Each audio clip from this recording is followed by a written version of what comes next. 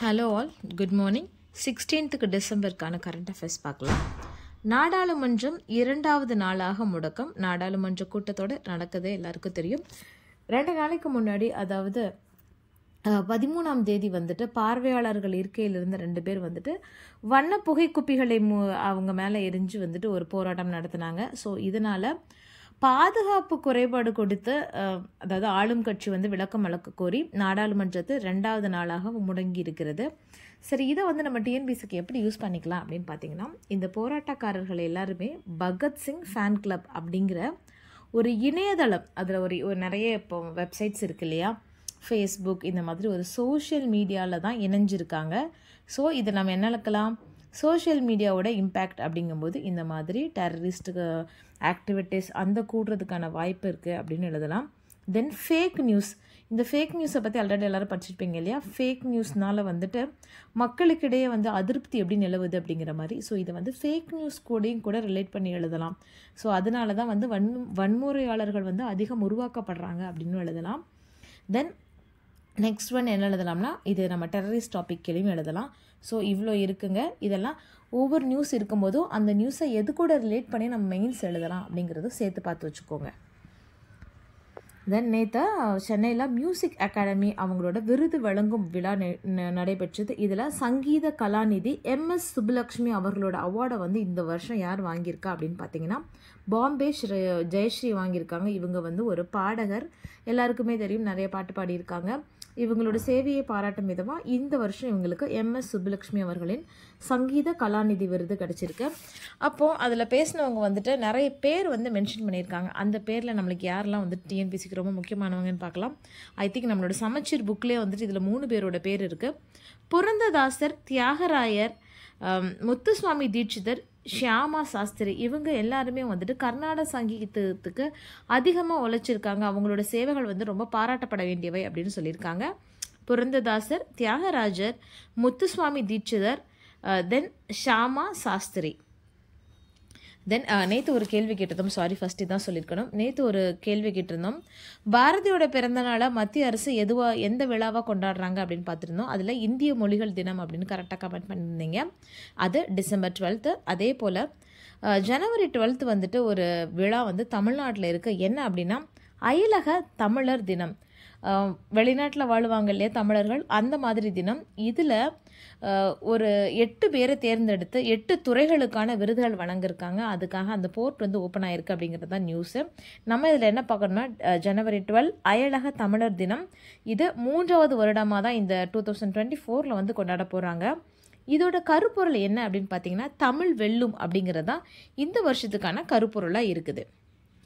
தென் மத்திய அரசில் உள்ள ஒரு அமைச்சர் வந்துட்டு நேற்றுக்கு பெண்கள் முன்னேற்றத்திற்காக மத்திய அரசு என்னெல்லாம் ஸ்கீம் இருக்குது, எப்படி இம்ப்ளிமெண்ட் பண்ணுறாங்க அப்படிங்கிற மாதிரி ஒரு அறிக்கை கொடுத்துருக்காரு. இதில் அவர் என்ன சொல்லியிருக்காருன்னா, பெண்களோட முன்னேற்றத்தை வந்து நாங்கள் ஒரு 7 வழிகாட்டுதல் படி வந்து நாங்கள் பிரித்து அந்த 7 சேவைகளும் முதல்ல பூர்த்தி பண்ணுறோம் அப்படின்னு சொல்லியிருக்காங்க. அந்த 7 சேவைகள் ஃபஸ்ட்டு என்ன அப்படின்னு பார்த்தீங்கன்னா, பாதுகாப்பு, பெண்களுக்கு பாதுகாப்பு அளிக்கணும், பெண்களுக்கு அதிகாரம் அளித்தல், அவர்களோட வாழ்க்கையை வந்து செழிப்பாக்குதல், பெண்களுக்கு சம உரிமை கொடுத்தல், பெண்களை மதித்தல், பெண்களுக்கு தேவையான வசதிகளை மேம்படுத்துதல், சுகாதார வசதியை ஏற்படுத்துதல். இந்த 7ஐயும் தான் நாங்கள் நோக்கமாக வச்சு பெண்களோட முன்னேற்றத்தில் நாங்கள் வந்துட்டு பாடுபட்டுருக்கோம் அப்படின்னு சொல்லியிருக்காங்க. என்னெல்லாம் அப்படின்னு கேட்டிங்கன்னா, ஃபஸ்ட்டு பாதுகாப்பு, பெண்களுக்கு பாதுகாப்பு கொடுக்குறாங்க, அதிகாரம் அளிக்கிறாங்க, அவங்களோட வாழ்க்கையை செழிப்பாக்குறாங்க, பெண்களுக்கு சம உரிமை கொடுக்குறாங்க, பெண்களை மதிப்பது, பெண்களுக்கு தேவையான சேவை வசதிகளை வழங்குவது, தென் சுகாதார வசதிகளை மேம்படுத்துதல். தென் மத்திய அரசோட ஸ்கீம்ஸ் எல்லாம் பற்றி சொல்லியிருக்காங்க. கிராம பகுதியில் ஃபர்ஸ்ட் என்ன சொல்லியிருக்காங்கன்னா, சானிட்டரி நாப்கினோட யூசேஜ் வந்து 45% வந்து அதிகரித்து உள்ளது. கிராம பகுதியில் மட்டும்தான் சொல்லியிருக்காங்க. சானிட்டரி யூசேஜ் வந்துட்டு 45% வந்து அதிகரிக்குது அப்படின்னு சொல்லியிருக்காங்க. தென் நிறைய ஸ்கீம்ஸ் சொல்லியிருக்காங்க. இந்த ஸ்கீம்ஸை பற்றி எல்லாருக்கும் ஆல்ரெடி தெரியும், இருந்தாலும் ஒரு தடவை சொல்லிக்கிறோம். பெண் குழந்தைகளை பாதுகாப்போம், பெண் குழந்தைகளுக்கு கற்பிப்போம். பேட்டி பச்சோன்னு ஒரு ஸ்கீம் உண்டு இல்லையா, அதை பற்றி தான் சொல்லியிருக்காங்க. பெண் குழந்தைகளை காப்போம், பெண் குழந்தைகளுக்கு கற்பிப்போம். தென் ஒருங்கிணைந்த சேவைகள் மையம், ஒன் ஸ்டாப் சென்டர், அதாவது இப்போ எல்லா இடத்துக்கும் வந்துட்டு ஒரு நம்பர் இருக்குல்ல, டோல் ஃப்ரீ நம்பர் மாதிரி ஒரே சேவைகளில் வந்து அவங்களுக்கு பாதுகாப்பு, தென் ஏதாவது ஒரு சுகாதார வசதி, தென் ஆம்புலன்ஸ், ஏதோ ஒரு எமர்ஜென்சி, எல்லாத்துக்குமே வந்துட்டு ஒருங்கிணைந்த சேவைகள் மையம் வந்து கொண்டு வந்திருக்காங்க. அந்த நம்பர் என்னன்னு தெரிஞ்சால் கமெண்ட் பண்ணுங்கள். எல்லாருக்கும் மோஸ்ட்லி தெரிஞ்சிருக்கும். அந்த நம்பர் என்னன்னு தெரிஞ்சால் கமெண்ட் பண்ணுங்கள். தென் ட்ரிபிள் தலாக் சிஸ்டம், இந்த முத்தலாக் சட்டம், இதுவும் எல்லாருக்குமே தெரியும். ட்ரிபிள் தலாக் சட்டம், இந்த சட்டம் தெரியும் மோஸ்ட்லி. இஸ்லாமிய சகோதரிகளுக்காக கொண்டு வந்த ஒரு சட்டம். தென் பிஎம் மாத்ரு வந்தனா திட்டம். இந்த மாத்ரு வந்தனா திட்டத்தில் என்னெல்லாம் இருக்குங்க? கர்ப்பிணிகள் இருப்பாங்க, தென் பாலூட்டும் தாய்மார்கள் இருப்பாங்க, தென் குழந்தைகளும் இருப்பாங்க. இந்த 3 பேரோட சுகாதாரத்தை வந்து மேம்படுத்துறதோ அதுக்காக அவங்க ஃபண்டு கொடுக்கறது தான் இந்த பிஎம் மாத்ரு வந்தனா திட்டம். தென் பிரதான் மந்திரி மக்கள் மருந்தக திட்டம். இந்த மக்கள் மருந்தக திட்டம்னா நம்ம எல்லாருக்குமே தெரியும். மலிவு விலையில் கிட்டத்தட்ட 40%, குறைஞ்சபட்சம் 40% வந்துட்டு மலிவு விலையில் மருந்துகளை விற்பதற்கு தான். டாக்டர் வந்து ப்ரிஸ்கிரிப்ஷன் எழுதும்போது அதோட கம்பெனி பேரோ இல்லை அந்த பிராண்டோட பேரோ எழுத மாட்டாங்க. அதுக்கு பதிலாக அவங்களோட ஃபார்முலாவோட பேர் எழுதுவாங்க. ஸோ ஃபார்முலா இந்த பர்சன்டேஜ், இது இத்தனை பர்சன்டேஜ் எழுதுவாங்க. இந்த ஃபார்முலாவில் எந்த மெடிசன் வந்து மலிவு விலையில் இருக்கோ அதை தான் வந்துட்டு இந்த மக்கள் மருந்தக திட்டத்தில் வந்து சேல் பண்ணுவாங்க. இந்த மருந்தகம் நம்ம ரீசெண்டாக தான் பார்த்தோம். இப்போ 10,000 மருந்தகங்கள் இருக்குது. கூடிய சீக்கிரம் அது 25,000 மக்கள் மருந்துகளாக மாற்ற போகிறோம் அப்படின்னு நம்ம ரீசெண்டாக தான் பார்த்துருந்தோம். தென் ஆயுஷ்மான் பாரத் திட்டம், அதுவும் எல்லாருக்குமே தெரியும். ஒரு குறிப்பிட்ட குடும்பங்களுக்கு வந்து ஒரு குறிப்பிட்ட தொகையை கொடுத்து அவங்களோட சுகாதாரத்தை மேம்படுத்துறதுக்காக, தென் ஏதாவது ஒரு ஹெல்த் இஷ்யூ வந்ததுன்னா அதற்காக வந்து ஃப்ரீயாக அவங்க ட்ரீட்மெண்ட் எடுத்துக்கிற திட்டம். தென் ஸ்டாண்டப் இந்தியா. ஸ்டாண்டப் இந்தியா வந்து எல்லாருக்கும் பொது அப்படிங்கிறதுனால இதில் அதிகமாக பெண்கள் தான் வந்துட்டு பார்ட்டிசிபெண்ட்டாக இருக்காங்க அப்படின்னு சொல்லியிருக்காங்க. இதுக்காக அவங்களுக்கு எவ்வளோ கொடுக்குறாங்கன்னா 10 லட்சம் ரூபாயிலிருந்து 1 கோடி வரைக்கும் வந்துட்டு மத்திய அரசு நிதி உதவி கொடுக்குறாங்க. தென் பிரதான் மந்திரி வீட்டு வசதி திட்டம், ஆவாஸ் யோஜனா ஸ்கீம்லாம் இருக்கும் இல்லையா, அந்த ஸ்கீம் பற்றி தான் சொல்லியிருக்காங்க. இந்த ஸ்கீம்ல கீழேயும் வந்துட்டு நிறைய பேர் வீடு வாங்குறாங்க. பட் நிறைய பேர் வந்து குடும்ப தலைவிகளோட பேரில் தான் வந்துட்டு வீடு வாங்குறாங்க அப்படின்னு சொல்லியிருக்காங்க. Then last one 33% of reservation. இப்போது ரீசெண்டாக தான் அந்த ஸ்கீம் வந்தது இல்லையா, என்னது ஃபஸ்ட்டு இந்த புது நாடாளுமன்றத்தில் கொண்டு வந்தது தான் இந்த 33% ஆஃப் ரிசர்வேஷன் ஃபார் விமன். தென் செல்வ மகள் சேமிப்பு திட்டம். இதுக்கு முன்னாடி இந்த ஸ்கீம் இருந்தாலும் இப்போ அதிகமான பேர் வந்து இதை யூஸ் பண்ணுறாங்க அப்படின்னு சொல்லியிருக்காங்க.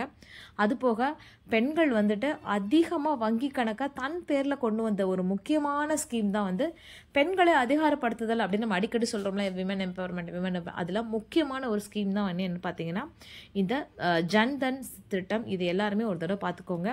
தென் இது தவிர என்னெல்லாம் இருக்குது அப்படின்னு பார்த்தீங்கன்னா எல்பிஜி, ஃப்ரீ எல்பிஜி கொடுக்குறாங்க நிறைய பேருக்கு. ஸோ அந்த ஸ்கீமும் இருக்குது. தென் இந்த மக்கள் மருந்தகத்தில் சானிடரி நாப்கின் வந்துட்டு 1 ரூபிக்கு சேல் பண்ணுறாங்க. இது ரொம்ப முக்கியமான விஷயம். இதுக்கு முன்னாடி 30% தான் சானிடரி நாப்கின் யூசேஜ் இருந்தது. பட் இப்போ வந்துட்டு கரண்ட் சிச்சுவேஷன் 2023 கணக்கெடுப்பின் படி 55% ஓவரால் இந்தியாவில் 55% ஆஃப் த விமன்ஸ் வந்துட்டு சானிடரி நாப்கின் யூஸ் பண்ணுறாங்க அப்படின்னு சொல்லியிருக்காங்க. தென் இது போக இன்றைக்கி கரண்ட் அஃபேர்ஸில் வேறு என்னெல்லாம் இருக்குது அப்படின்னு பார்த்தீங்கன்னா கோவிடோட தாக்கம் வந்து திருப்பியும் ஆரம்பிச்சிருக்கு அப்படின்னு சொல்லியிருக்காங்க.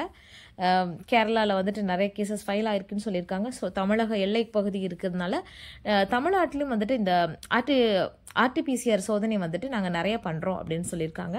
தென் இந்த கோவிட், தென் பருவகால நோய்கள் வந்து தமிழகத்தில் அதிகமாக இருக்குது. இப்போ பருவகாலம் இல்லையா, அதனால் அந்த நோய்கள் அதோடு சேர்ந்து சுவாச பிரச்சனை அதிகமாக இருக்குது. ஸோ எல்லாரையும் வந்துட்டு முகக்கவசங்கள் அணியுங்க அப்படின்னு பரிந்துரை தான் செஞ்சுருக்காங்க. நிர்பந்தம் கிடையாது.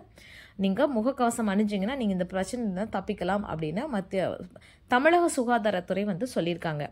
தென் ஆர்டிகல் 370 இருக்குல்ல, இதை பற்றிட்டு வந்து ஹிந்து தமிழில் ஒரு நியூஸ் இருக்குது. நீக்கம், அதாவது ஆர்டிகல் 370 நீக்கம், நோக்கம், தாக்கம் அப்படிங்கிற மாதிரி ஒரு ஆர்டிகல் கொடுத்துருக்காங்க. அதுவும் பார்த்துக்கோங்க. மீதி கரண்ட் அஃபேர்ஸ் நாளைக்கு பார்க்கலாம். தேங்க்யூ.